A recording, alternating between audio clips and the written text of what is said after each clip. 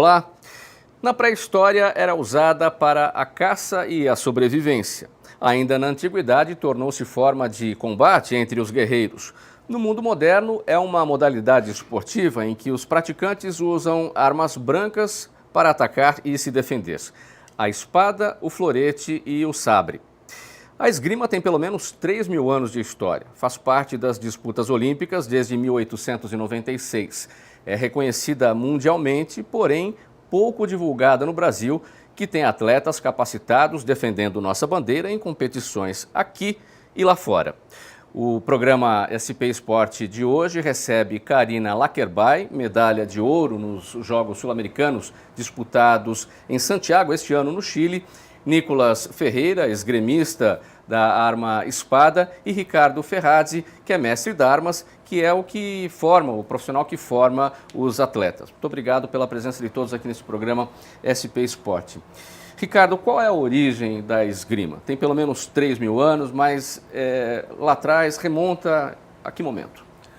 Mais do que tu falou mesmo na pré-história, do fato de se defender com a arma, brigar até mesmo com os bichos para se alimentar, depois competir um e outro de clãs diferentes na antiguidade. E a origem mesmo que se tem uma luta grande para dizer onde começou e onde não, que é França, Inglaterra, um pouco da Itália também. Quem são as potências hoje nessa modalidade? A Europa num todo, uma potência muito forte, e Estados Unidos e Canadá estão indo com bastante força. Os Estados Unidos já está despontando bastante no polo mundial. Por que tão pouco difundida no Brasil? Investimento. O Brasil tem a cultura do futebol ser o principal esporte, então onde tu vai em educação física, nos colégios é futebol, daí às vezes vôlei, basquete, handebol. Mas o forte deles é futebol e deixa muito o esporte amador a desejar, assim, não dá o valor que ele realmente merece, e que a massificação no Brasil das categorias de base, essas coisas, é do esporte amador e não do futebol e dos esportes mais conhecidos no Brasil.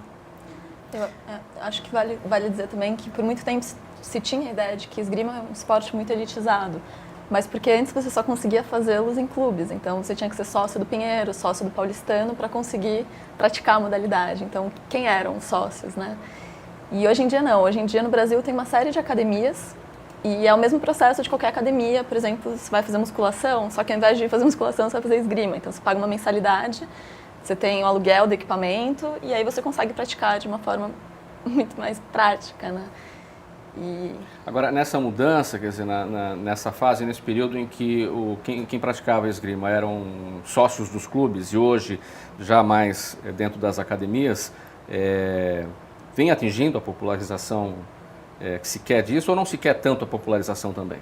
Não, a gente quer muito a popularização, porque quanto mais adversários a gente tem no país, melhor a gente consegue, mais a gente cresce, né? Então, assim, não adianta, fica mais competitivo. Porque o que acontece é que, como a gente tem poucas pessoas, o nível competitivo do Brasil, dentro do Brasil, entre nós, é baixo. E aí todo mundo precisa sair para fazer estágio de treinamento. Então, é um investimento alto. Você conquistou uma medalha esse ano no Chile, né? Eu destaquei aqui na abertura, Jogos Sul-Americanos. Isso. Como é que foi? Foi a primeira medalha de ouro do Brasil no sabre feminino, nos Jogos Sul-Americanos. E o mais legal disso é que a final foi com a minha colega de equipe. Então, a gente conseguiu ouro e prata. Então, duplo mérito, né? Mas foi difícil, porque assim, a América do Sul, em geral, ela tem investido mais no esporte.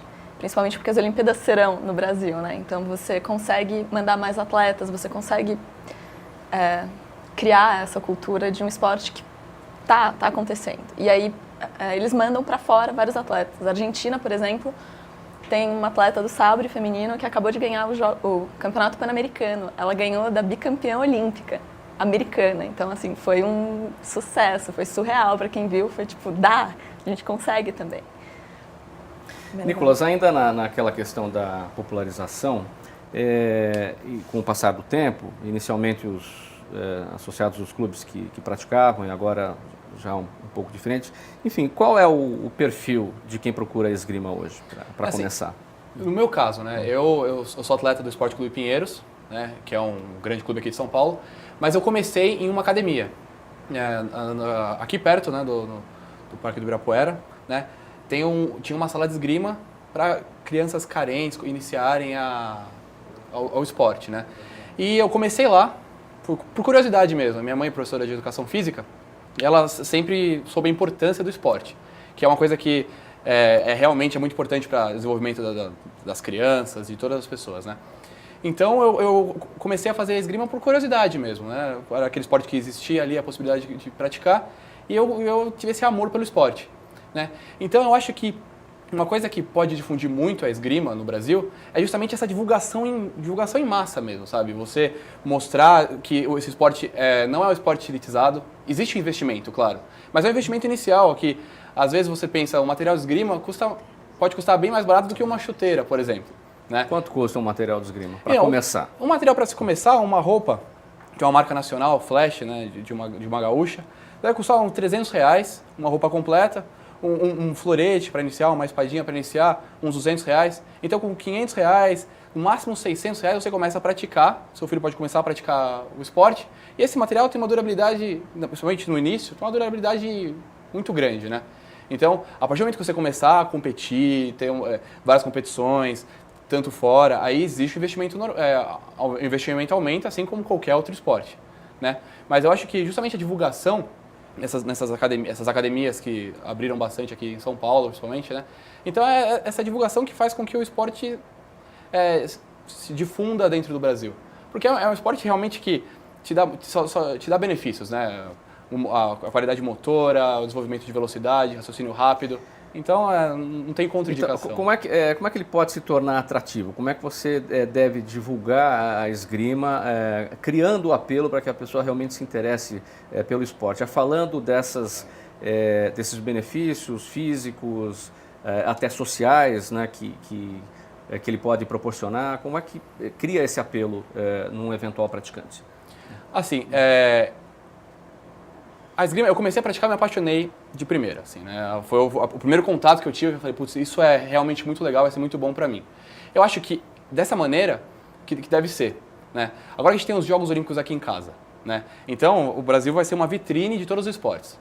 Então eu acredito que todas as pessoas que forem assistir a esgrima, né, lá na TV ou quando for ao estádio assistir, já vai se interessar pelo esporte e vai entender o quão divertido, o quão faz bem esse esporte, né? Então, eu acho que colocando isso nas escolas, da prefeitura, as escolas estaduais, tipo, para a pessoa ter o primeiro contato, né? Que é aquele primeiro, saber, putz, existe esse esporte, existe isso, é assim que funciona.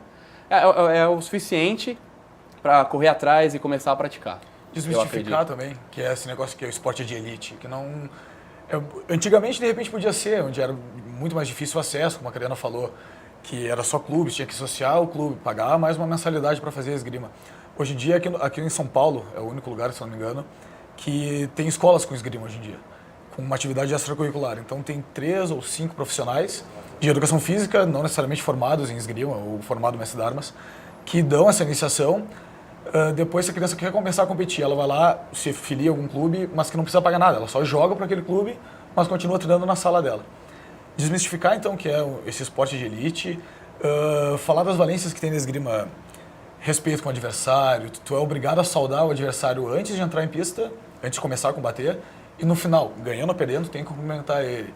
Valências como velocidade de raciocínio, reflexo, mobilidade motora, tudo isso envolve muito a esgrima, que a gente chama de um xadrez em pé, né?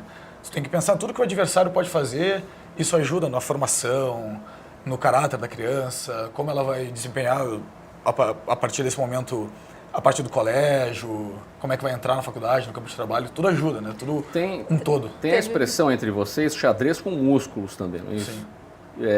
E representa o quê? Quer dizer, é como no xadrez, é a estratégia, enfim, essa é a... tem um cara na tua frente, né? Tem que combater contra ele, então não necessariamente ele vai ficar parado para tu tocar ele. Então tu tem que pensar qual tipo de reflexo que ele tem, tu tem que ver, testar na hora, pensar numa tática para ganhar dele, se atacar o melhor artifício, se defender, se gastar o tempo, que hoje em dia é tudo cronometrado, né? Então tem todo um intelecto atrás. Por ser um esporte de combate, você não joga sozinho, né? Você treina possibilidades, você treina ações que podem acontecer ou não, né? Então você joga com o adversário, então todas as ações que você faz tem uma ação que o adversário vai fazer. Então você não pode jogar sozinho, né? Você não, tipo, se você fizer uma ação aleatória, você vai levar o toque. Então você tem que fazer jogadas, assim como o xadrez, faz uma jogada pensando 2 ou 3 à frente, né? Então tem que antever. Exatamente, você antever as ações do adversário. Tem Por isso gente- que é um xadrez com músculos, né? Porque você tem que prever o que o adversário vai fazer para poder fazer algo. Agora, você Ganhar o falou, você usou a expressão jogar. A esgrima não se luta, embora pareça uma luta, é um jogo. Exatamente. Porque o que leva em consideração mesmo não o fato de ter as espadas, mas sim o deslocamento, né?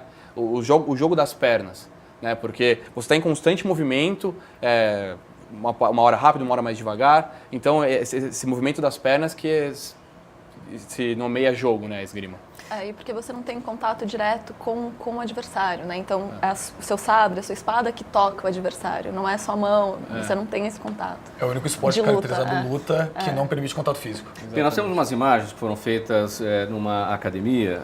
E vamos tentar explicar para o telespectador exatamente o que acontece. Tem os equipamentos, né? Tem a própria roupa, né? E a espada, o florete e o sabre, que são as armas brancas, né? Vamos tentar explicar o que A é roupa exatamente. branca que apareceu é o material de proteção completo, é a roupa branca que é obrigado em todas as armas da esgrima. Então no florete, sabre, espada, ela é igual. O que diferencia uma arma da outra é esse colete cinza que eles estão usando, que é um colete metálico, onde se tocar no colete, vai acender a luz colorida falando toque. No caso do florete, se toca fora do colete, na parte branca, acende a luz branca. No sabre não acende nada, só no colete mesmo. E a espada, como o corpo inteiro, não precisa do colete. Então, o que, num primeiro momento, para tu analisar cada arma, é essa vestimenta. A branca, obrigatória em todas, aguenta uma pressão de 800 newtons. A roupa, então, é quase infurável. Nenhuma arma tem ponta, né? Então, o máximo que fica um roxinho, dependendo da intensidade, mas machucar realmente bem difícil. A máscara aguenta uma pressão de 1.600 newtons. Então, pode pular em cima dela, pegar um pedaço de pau, começar a bater de ferro. No máximo vai amassar, mas não vai furar de jeito nenhum. Então, é tudo muito protegido. A tecnologia hoje em dia ajuda bastante até na evolução do esporte. Muito Bom, seguro. ali é o jogo propriamente dito, que a gente está vendo. Ali é uma aula. É uma aula aula com com técnico. um técnico, né? O técnico é o que está de preto e o atleta é o que está vestido com... Os praticantes colete. avançam, recuam. Ali tem uma pista, pode-se dizer assim? Isso mesmo. Tem as demarcações na pista, onde o início do combate, e cada atleta começa ali. Aí se inicia, libera o cronômetro, se inicia o combate, e quando existe o toque, eles voltam para a linha inicial e retomam o combate. E quem chegar a 15 toques nas eliminatórias é que ganha Ali tem o uma combate. largura, um comprimento específico essa pista. Isso, Isso é regra. São regras homologadas pela Federação Internacional. São 14 metros de comprimento por 1,5 a 2 metros de largura. Tem uma imagem ali agora, uma espécie de um cabo amarrado ali no praticante. O que é exatamente? Não, esse é o fio de corpo, né? Porque, como a gente disse, na espada e no florete tem um sensor na ponta, né? Que quando você toca só com a ponta, no caso do florete e da espada, que é marcado o toque. Então tem um fiozinho no meio da espada, aí você coloca essa tomada, que tem uma tomada no final da espada, que tem dentro da roupa, e liga no aparelho, né? Para que tenha um contato, como se fosse um interruptor de luz. Quando você aperta a ponta, ela acende. Tem até, posso mostrar aqui na espada. Essa aqui é a ponta, né? Não sei se dá para ver. É como se fosse um sensorzinho, que quando você aperta, acusa o toque, né? Bem aqui, ó. Né? Aí tem um fio que vai no meio da espada, ele liga numa tomada. Uma tomada aqui, vou mostrar aqui. Essa é a tomada, né? Aí você tem um fio que vai dentro da roupa, né? E que liga no aparelho. Né? E quando você aperta, quando você dá o contato no adversário, acende a luz. E quando acende a luz, marca o ponto, seja para você ou para outra pessoa. Agora, obviamente, você está mostrando toda uma tecnologia, né? Antigamente não era assim que funcionava. Quer dizer, como é que antigamente se identificava que o toque tinha acontecido, que tinha valido o ponto no jogo? Hoje em dia, para julgar o combate, a gente tem um árbitro que julga inteiro o combate. Em Copa do Mundo, Mundial, Olimpíada, tem ainda a videoarbitragem, né? Que o árbitro pode recorrer caso ele tenha alguma dúvida na ação. Antigamente era um árbitro principal e 4 assessores. Então ele falava tudo o que aconteceu na ação, durante o toque, e perguntava para os assessores. Então 2 de um lado, 2 do outro, cada 2 representando um atleta. Então o árbitro tinha que falar a ação, perguntar se realmente tinha ouvido o toque, tanto para os dois contra os outros dois. Entraram num E ele consenso. ia chegar num consenso entre eles e daí ele tomava a decisão. Hoje em dia, com a tecnologia, é um pulo para fazer tudo isso. Hoje em dia não tem erro. Não tem. Tem. Erro tem, porque é visual, né? Mas não tem erro de aparelhagem, se eu toquei na pessoa ou não. Mas tem o erro de julgamento daí. Que daí, como é uma pessoa que está ali, ele pode interpretar de uma forma ou de outra. E Tanto que tem a videoarbitragem, que não é apenas para o árbitro, também vale para o atleta que pode pedir 2 vezes. Então, se ele tem dúvida sobre a ação ou ele discorda do árbitro, ele tem o direito de pedir a videoarbitragem e é outro árbitro que julga a ação. Então, é uma outra pessoa que vai ver em slow motion, né? O tênis da mesma forma. O que pode, para deixar me explicar bem isso, é que assim, no florete e no sabre, não basta só você encostar no adversário para acender o toque. Você tem que ter iniciado a ação ou ter pegado a lâmina e respondido, né? Que a gente chama de parada e resposta. Acho que um jeito mais fácil de explicar é assim, se eu estou indo para frente e o Nicolas está indo para trás e a gente toca ao mesmo tempo, quem está indo para frente tem prioridade. Então eu que vou ganhar o ponto. E esse julgamento é o árbitro quem faz. Você está na TV Alesp, hoje aqui no programa SP Esporte estamos falando de esgrima. Vamos para o intervalo, voltamos em seguida. Até já.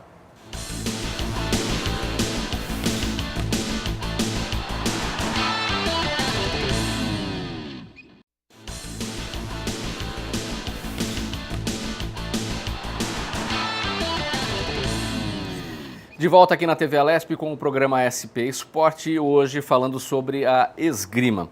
Karina, a sua arma é o sabre. É o sabre. E quais são as regras, né, no jogo com o uso do sabre? Então, ao contrário das outras 2 armas, o sabre a gente fala que é uma arma de corte, então não corta, mas a ideia é que a movimentação é de corte. Então, eu posso encostar no adversário com toda a extremidade da lâmina. Não precisa ser apenas com a ponta. E aí a roupa, especificamente para o sabre, ela tem essa diferença. Por exemplo, o colete, aquele colete cinza que vocês viram nas imagens anteriores, ele que define o toque. Então, se eu encosto naquela extremidade cinza, vai acender. Não preciso apertar, não precisa ter um sensor aqui da ponta. E eu considero a mais dinâmica em quesito velocidade, assim. As ações acontecem de forma muito mais rápida, a gente utiliza muito a pista, sabre e florete. E tem a questão de prioridade, né? Então, assim, quem está atacando, quem está indo para frente, é quem tem a prioridade. Então, se essa pessoa encostar, ainda que o adversário encoste nela também, vale o ataque. Então, tem o árbitro que define quem atacou quem, porque você tem o direito de se defender, por exemplo, e aí você tem o direito de responder. Se você conseguiu isso, o árbitro vai validar o ponto para você. E ele que decide se você conseguiu. Você sempre esteve no sabre ou você mudou de arma? Eu sempre fui de sabre. É mais leve que a espada? É a mais leve das armas?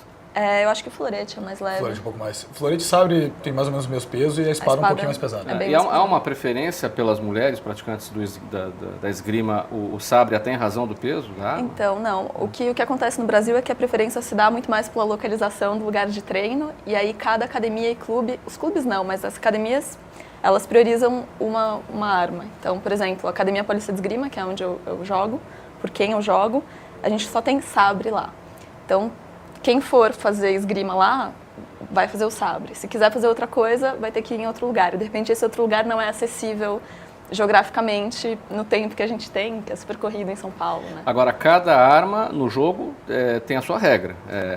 São diferentes mesmo. São. A espada, acho que o Nicolas pode falar melhor, mas é a mais característica, a mais diferente, né? Porque tanto o sabre quanto o florete tem essa prioridade de ataque que a gente diz, né? Que eu acabei de explicar. Se os dois tocam, quem está atacando ganha. E Na espada não. Espada, os 2 pontos, os 2 toques. Vamos lá, Nicolas. Essa aqui é a espada. Né? A espada, diferente do sabre, ela tem um sensorzinho na ponta, né? Que você só pode tocar só pode tocar com a ponta no seu adversário. Se você pegar de lado, né, de corte, como no sabre, não acende, né? Ela não tem uma área válida específica. Você pode tocar da ponta da máscara até a ponta do tênis, que vai de valer. Qualquer parte do corpo é válido o toque. Para você tocar, não é simplesmente encostar de leve. Tem que ter uma pressão mínima de 750 gramas, né, para poder valer o toque, para poder validar o toque, para fechar o curso e acender a lâmpada, né, e acusar o toque. A lâmina ela não corta de maneira alguma nenhuma das partes, não tem ponta que fure ou essa parte aqui que corte. Elas são chamadas de armas, mas não são armas, até porque não são letais. Exatamente. Pela origem, né? A origem da esgrima, que deu os duelos e tudo mais, então se manteve esse nome. Mas é um instrumento esportivo, né? Assim como a raquete do tênis, por exemplo, né? Você não vai machucar, você não vai cortar o adversário por ser a espada, né? A lâmina ela é flexível, né? Então quando você toca, dá pra ver aqui, ela tem uma certa flexibilidade, né? Para poder realmente validar o toque. A espada, ela é uma arma que, como eu disse, dá para tocar no corpo inteiro, e é uma arma que, de todas as armas, exige maior experiência, né? Normalmente, estatístico, normalmente os campeões mundiais, campeões olímpicos, têm uma idade mais avançada do que o florete e o sabre, né? Porque é uma arma que não tem a prioridade, diferente do que a Karina tinha dito, né, do sabre, que quem está iniciando a ação, por mais que o adversário, o outro toque, quem está iniciando a ação tem a prioridade. Na espada, não. Então, acendeu uma lâmpada só, é só da pessoa que acendeu. Acendeu as duas, é toque duplo, né? Então, esse é um dos motivos para que seja uma arma que exige mais experiência, né? Quanto tempo dura uma luta? Independentemente da arma. É o tempo normal para todas, né? São 3 tempos de 3 minutos, com 1 minuto de intervalo em cada, do primeiro para o segundo, do segundo para o terceiro tempo, né? Só que você joga a cada segundo, né? Então o cronômetro dispara, você inicia a ação, inicia o combate, dá o toque. O cronômetro ele para junto com o toque e retoma, né? Então quem chegar a 15 toques primeiro acaba, ou se não chegar aos 15, quem estiver na frente no término do terceiro tempo de 3 minutos, acaba a luta. Eu falei luta, né? Você também falou luta.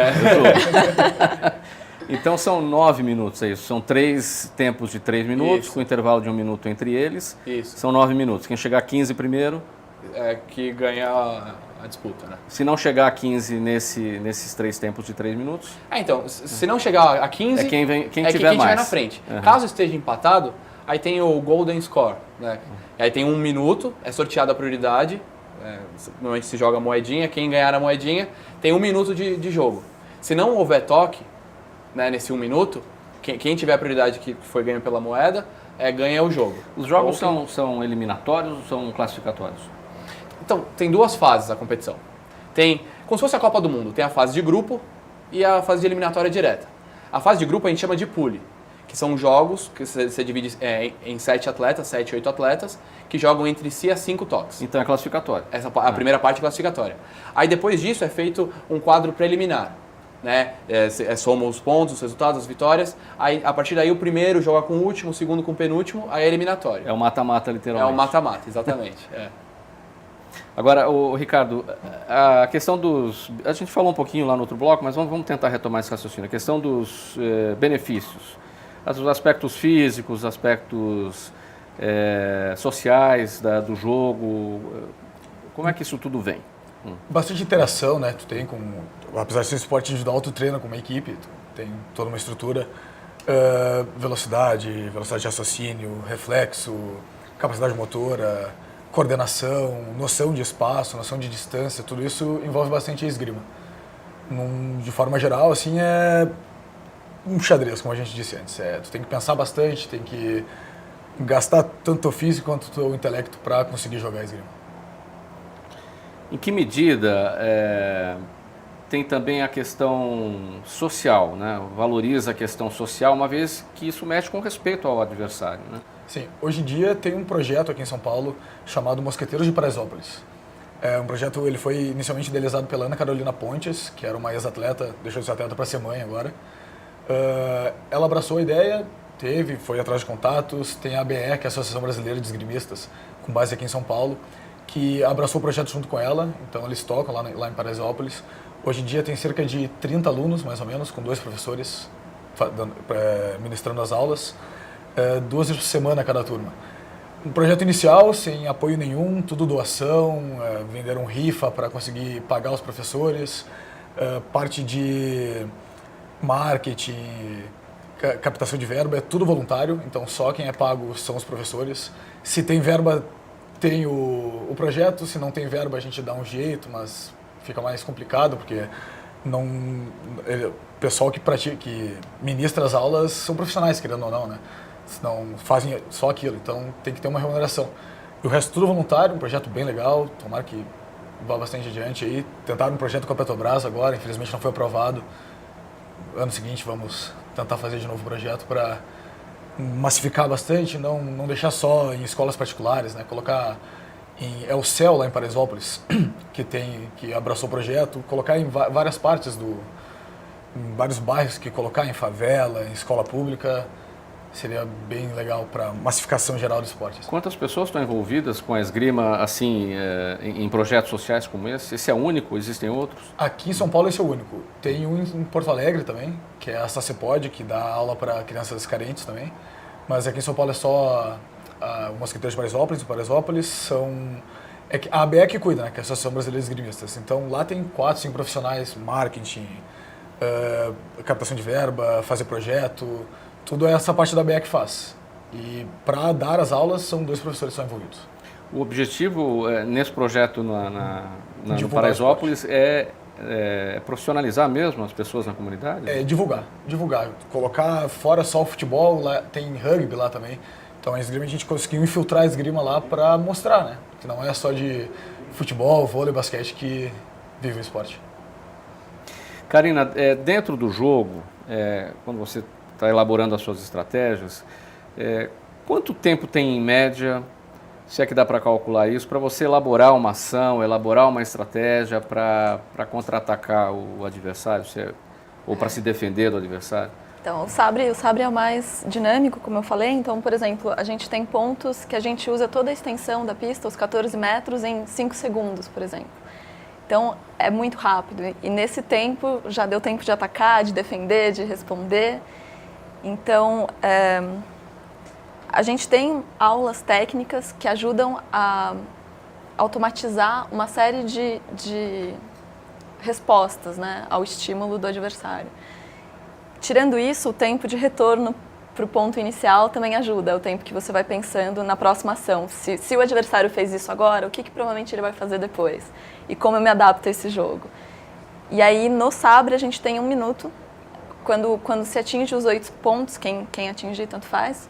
Alguém atingiu 8 pontos, tem 1 minuto de descanso, que é 1 minuto também que o seu técnico vai até você e vocês definem a estratégia para os próximos pontos que fecha o jogo em 15, né? Então, assim, os próximos 7 pontos, ou se você é a pessoa que está atrás, está 8-5, como é que você consegue reverter a situação? A gente tem esse tempo técnico. As outras armas também é que a gente não costuma usar os 3 minutos, nem mesmo os 3 de 3, a gente não usa. O nosso jogo dura 1 minuto, e eu não estou falando do nosso jogo no Brasil, assim, estou falando de Jogos Olímpicos e tudo. Então, esse é o momento mesmo de sentar, pensar, se hidratar e conversar com o seu técnico, e é o único que você tem. Agora, esse jogo de estímulo e resposta, quer dizer, o benefício que isso traz para o praticante, também aparece no dia a dia em outras atividades. Claro. Como é que isso se reflete? Desde a forma mais simples, que é, por exemplo, aconteceu semana passada, estava na casa de uma amiga e o cachorro dela ia subir na mesa. Eu vi que ia e eu vi que tinha um copo em cima, então a probabilidade desse copo cair era muito grande. Deu tempo de chegar, o copo caiu e segurar. Então, assim, das coisas mais simples de você conseguir observar melhor o meio, né? Então, por exemplo, a gente tem um objetivo no dia e vai fazendo as coisas de forma mecânica. Eu acho que eu não sei se vocês concordam, mas a gente acaba observando melhor o contexto. E aí pensando qual a melhor forma de fazer, o que vale mais a pena fazer agora, o que vale a pena fazer depois. E ver a situação geral e os caminhos que tu pode fazer para chegar ao teu objetivo, né? Esgrima. Isso ajuda na logística do dia a dia das coisas. Na logística e na disciplina também, né? Então, sempre observar antes, porque é o que você vai fazer no jogo. Reflexo, foi o que aconteceu lá com o caso do cachorro que você explicou. Pois é. E durante o jogo, entre um ponto e outro, tu tem cerca de 5 a 10 segundos, dependendo da velocidade que o árbitro vai recolocar o esgrimista para jogar. Então, se tu tá 5 pontos atrás, tu tem que uns 5 segundos para pensar no que tu pode fazer, principalmente na arma dela, que é muito dinâmica. O árbitro dá o combate da ação, já 2 segundos depois acontece o toque. Então, ela tem muito pouco tempo para conseguir formar uma estratégia na cabeça para conseguir reverter a situação. Não só conseguir pensar na estratégia, mas colocar em prática. Exatamente. Né? Porque E são frações de segundo. São É uma frações de coisa segundo. muito... Exatamente, porque a gente tem que associar a ação certa ao reflexo correto, né? E tudo isso numa pressão absurda, né? Porque você está querendo ganhar, o adversário está querendo ganhar de você também. Isso tudo tem a pressão do seu técnico assistindo, o público também, o árbitro ali. Então, isso é uma coisa que ajuda muito a gente no dia a dia, né? Porque a gente está sempre sob pressão, tomando decisões em curtíssimo espaço de tempo e a gente vai ser prejudicado se isso for errado, né? Bem, falamos da espada, falamos do sabre. As máscaras também são diferentes para cada tipo de jogo? Então, essa aqui é a máscara da espada, né? Assim, a proteção, a malha de aço, né? Que aqui é uma malha de aço que são vários fiozinhos trançados, né? É a mesma. Só que no caso da espada, como eu falei que podia tocar da ponta da máscara até o final do tênis. Até o pé. Então, não muda nada do material. Então, tipo, se você tocar aqui, acende, né? No caso do florete e do sabre, tem que ter um material diferente. Mas o tipo da máscara é a mesma. A Karina até pode explicar sobre o sabre direitinho. O sabre, a área válida da cintura para cima. Então, essa parte, vocês podem ver que é um pouquinho mais metalizado.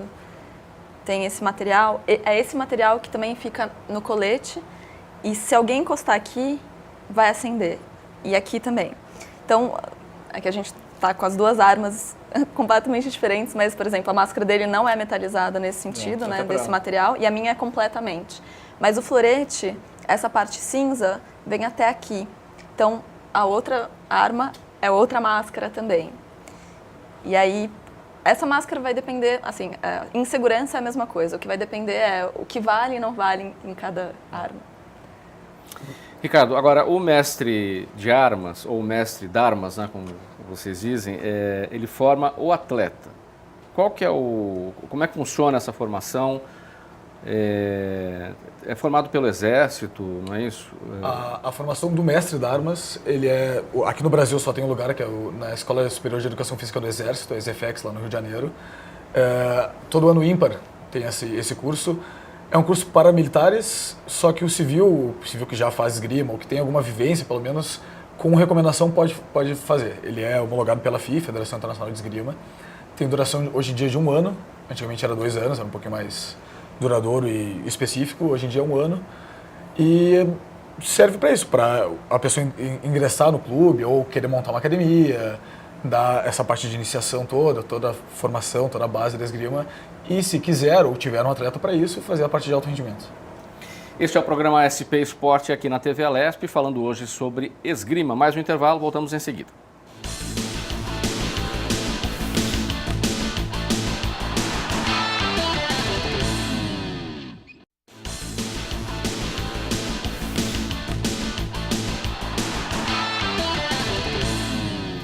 Aqui na TV Alesp, de volta com o programa SP Esporte, falando hoje sobre esgrima. Ricardo, no bloco anterior você destacou que o mestre de armas, que é o profissional que forma o atleta, ele é formado na Escola de Educação Física do Exército. Agora, o atleta é formado como? Quanto tempo leva para se formar um esgrimista? Como é que funciona esse trabalho?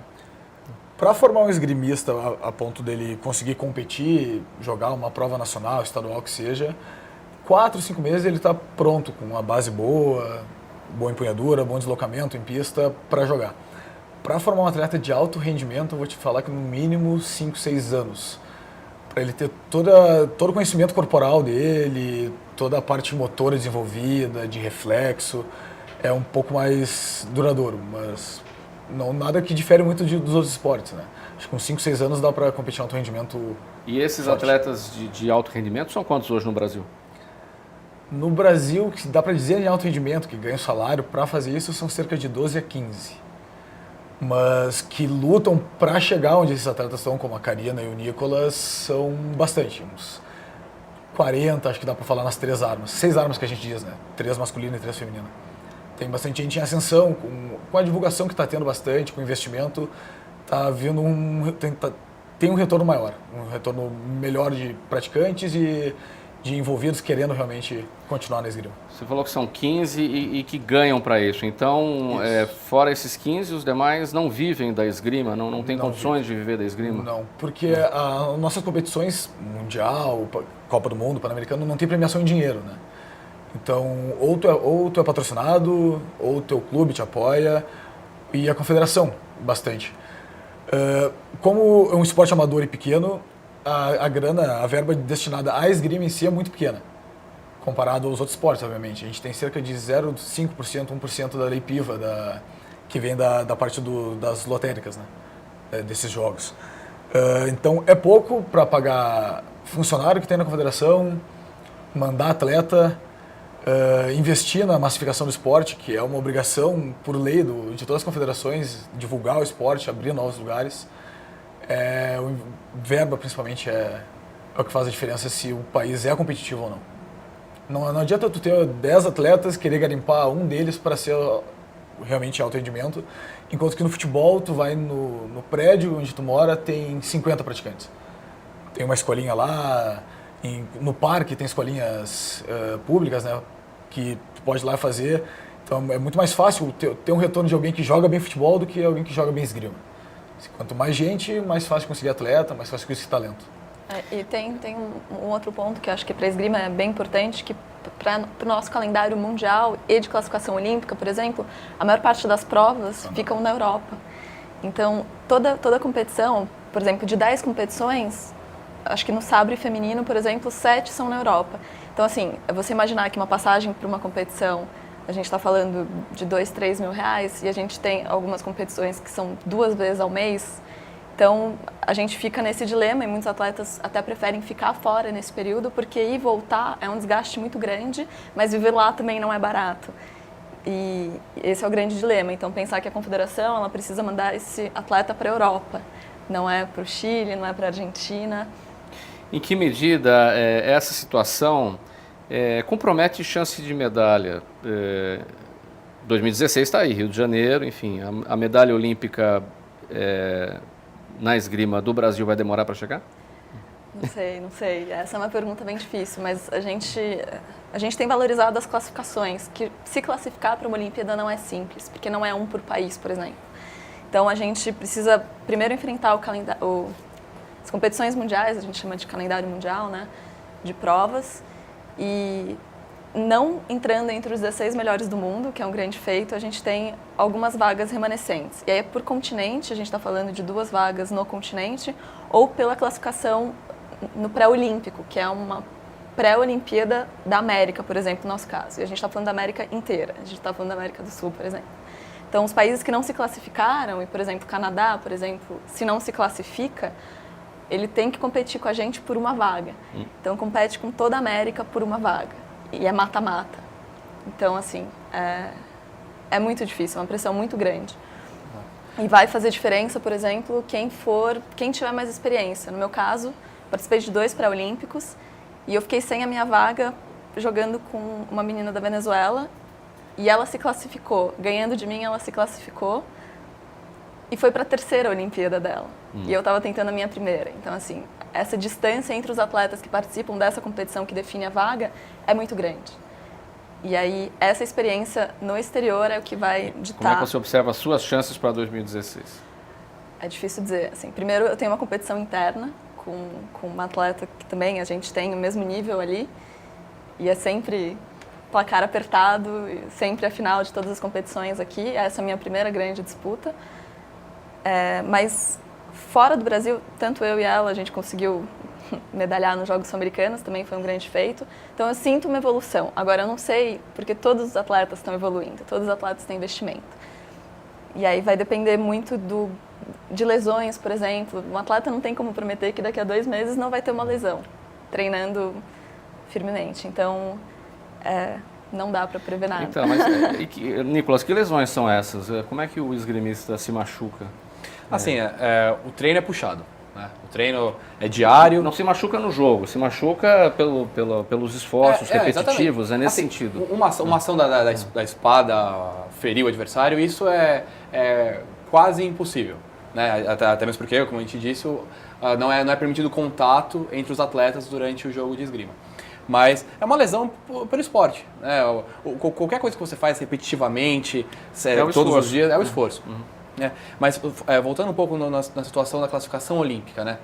Assim, medalha olímpica, resultado internacional, ele está diretamente e intimamente ligado ao investimento.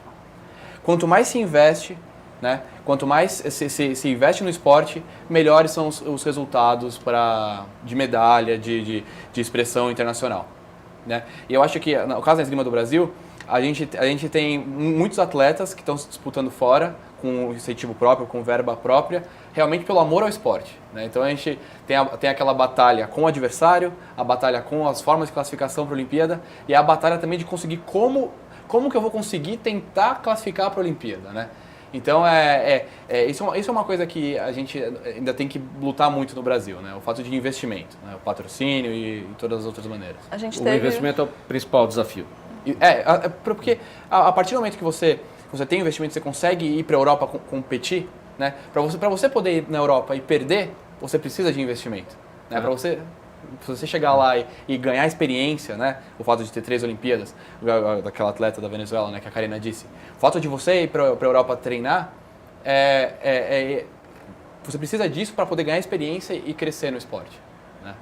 O fato das Olimpíadas de 2016 acontecerem no Brasil, isso não dá classificação, no caso da esgrima... por ser país sede. Por ser país sede? A gente tem 8 vagas, na verdade a gente tem até 8 vagas, né, garantidas para a esgrima do Brasil. Né? Então tem todas as classificatórias, a Mundial, a Pan-Americana, e depois disso tem as vagas, quem não se classificou, né, os melhores ranqueados do Brasil e no exterior vão ser escolhidos para participar. Mas isso vai ser definido, a Olimpíada é em agosto, vai ser definido em junho, julho de 2016. Né? Uhum. E a classificatória internacional o ranking começa a valer a partir de abril de 2015. Lembrando que a gente não tem, são 8 vagas, mas a gente está falando de um esporte que tem 3 armas no feminino, 3 armas no masculino e competição por equipes também. E aí são 2 e 2, né? Porque tem o rodízio. São 10 medalhas disputadas na Olimpíada. E aí são 8 vagas, então os atletas terão que correr atrás disso. E outro ponto importante que eu queria comentar da fala do Nicolas é que antes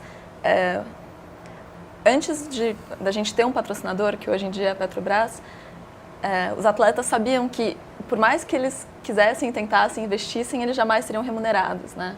Ou, sei lá, a ajuda de custo do clube. Agora, essa possibilidade de você, de fato, receber um salário e poder competir fora, muda a realidade, porque alguém quer o meu lugar. No meu caso, que sou patrocinada pela Petrobras, as meninas querem o meu lugar. Então, elas têm esse incentivo de, se você for a primeira do país, você vai receber um salário. Então, tem um pelo quê também, lutar. Com que idade se começa, Ricardo? Tem esgrimista de todas as idades? Tem de todas as idades. Iniciação hoje em dia pode se dar a partir dos 5 anos de idade, 5 anos com uma forma bem lúdica, né? Tu apresenta o material, tu fala o que é esgrima, tu envolve atividades que tem esgrima, mas que tem corrida, que tem chutar uma bola, girar um arco. E até 60, 70 anos. Temos o campeonato Master, que é a partir de 50 anos de idade para cima, que ocorre uma vez no ano. Tem esse Mundial, tem Pan-Americano, Sul-Americano também, que de 50 para cima. Então, atletas, pessoas que começaram mais tarde por querer conhecer, por curiosidade no esporte, podem competir, assim como criança de 5, 6 anos, tem uma categoria específica para elas. Agora, então tem competição para todas as faixas etárias? Não é uma questão de tempo de vida competitiva, como em determinados esportes. Você vai jogar futebol até certa idade, sim. Alguns até extrapolam, mas não é assim. Não, temos categorias divididas, é só idade, não é idade e gênero, né? Então, temos infantil, que é até 13 anos, a categoria cadete, que é até 16, e a categoria juvenil, que é até 20. A partir daí, 21 para cima, é tudo adulto. Uma criança que tem 16 anos pode jogar a categoria adulta, mas não pode jogar a categoria inferior a dele, né? Então, é tudo dividido certinho, tem o pré-veterano a partir de 40, veterano a partir de 50, tudo dividido para não ter nenhuma diferença de idade, de capacidade mesmo, né, para jogar entre um e outro. Bem, gente, o tempo do programa está acabando, a gente tem 3 minutos, eu vou dar 1 minuto aqui de tempo para cada um fazer a sua conclusão sobre o nosso tema, mas eu queria que você falasse o seguinte na sua conclusão, Ricardo. Tem alguma relação entre a esgrima esportiva e o que a gente vê no cinema, a esgrima artística, existe isso? Os atores, enfim, que fazem isso são preparados de forma artística para isso? Como é que funciona? A relação entre a esgrima que tu vê na televisão e a esgrima que tu consegue, que a gente pratica, a única semelhança que elas têm é o deslocamento, a posição que realmente é a mesma, tudo. Mas é muito fantasioso o que tem na televisão, né? É sair batendo na arma. A gente não tem muito interesse em encostar na arma do adversário, a gente tem interesse em encostar no corpo. Se a arma é de prioridade ou não, tá, eu tenho que me defender para conseguir tocar. Mas meu objetivo é o corpo do adversário. Ali eles estão querendo mais um enfeite. A forma de combater na televisão é parecida o posicionamento, mas a forma de competir é completamente diferente. Mas se você não impede a chegada da arma e não usa a sua arma para impedir a chegada da arma, como é que se defende? Eu me defendo batendo na arma, mas meu objetivo principal é tocar no meu corpo do meu adversário, né? Não necessariamente eu preciso encostar na arma dele para tocar ele. Tem um jeito de enganar. Eu consigo enganar a parada do meu adversário. Então eu ameaço ele num lugar, ele vai tentar se defender, eu escapo, tirando a minha arma dali e tocando no outro lado. Eu não preciso encostar na arma dele para tocar ele. Eu preciso escapar dele. Eu preciso me desviar das posições de defesa que ele quer fazer. Karina, sua conclusão sobre o nosso tema? Até 1 minuto. Sobre o tema da esgrima, diferença, eu acho o seguinte, que esgrima artística você se planeja antes da filmagem, você planeja antes da apresentação, então você sabe exatamente que movimentos que você vai fazer, onde, como é que você vai se defender para isso. Eu joguei a questão do artístico para o Ricardo, se quiser fechar com geral? outra questão. Enfim, uma concentração para um jogo, como é que funciona, bem rapidamente, bem objetivamente. Quanto tempo, qual que é essa rotina de concentração, como é que é na prática? Eu acho que aprender é no dia a dia, é no treino. Você vai adquirindo todas as qualidades que a gente falou aqui no treinamento e com experiência de competição você vai definindo em que momento é melhor para cada um. Tá bom, expectativa para 2016, para fechar? E expectativa para 2016, classificação e quem sabe um ótimo resultado. Nicolas, sua conclusão sobre o nosso tema. A esgrima é um esporte incrível, eu sou apaixonado pela esgrima, eu indico para todos que estiverem assistindo para praticar também, coloquem seus filhos, todo mundo para... É um esporte que só tem benefícios. Em relação a 2016, eu não estou poupando esforço, assim como todos os atletas do Brasil, para tentar uma classificação e um resultado histórico para o país. Então é isso, fiquem ligados na esgrima e espero trazer um resultado legal para o Brasil. Legal, bacana, minha gente. Nicolas, Karina, Ricardo, obrigado pela presença de vocês aqui no programa SP Esporte. Hoje nós falamos sobre esgrima. Obrigado a você de casa que nos acompanhou. Tchau, até o próximo tema.